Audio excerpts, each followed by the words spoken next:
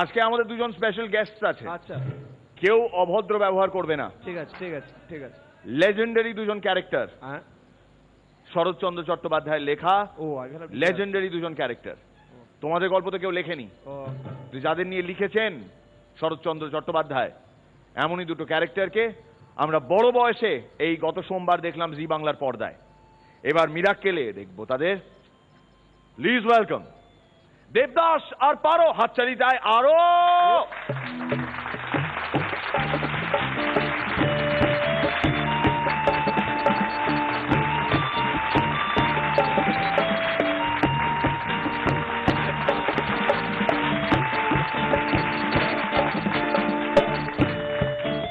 আনন্দ আর ইন্দ্রাক্ষীর জন্য জোরে হাততালি। প্রথমে ইন্দ্রাক্ষীকে জিজ্ঞেস করতে চাই, তুমি কি কি পারো? অনেক কিছু পারি, যেমন কথা বলতে, গান গাইতে, কবিতা লিখতে, স্নান করতে, খেতে, ঘুমাতে, শুতে। চিন্ময় রায় আর পরাণ বন্দ্যোপাধ্যায়কে চোখ মারতে পারো? চেষ্টা করলে হয়তো পারবো। ওকে, গো অ্যাহেড। ইন্দ্রাক্ষী প্রথমে চোখ মারবে পরাণ বন্দ্যোপাধ্যায়কে, এবার চিন্ময় রায়কে। উনি এবার ডাক করলেন, আইপিএল জ্বরে ভুগছে সবাই।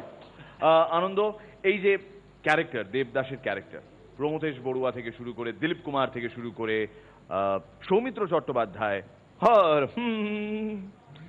কেমন লাগে এই চরিত্রে অভিনয় করা? যে অবশ্যই যে প্রেশারটা থাকে আর কি, সেটা কি আদৌ ফিল করো নাকি তুমি ন্যাচারালি নিজের মতন করে করছো?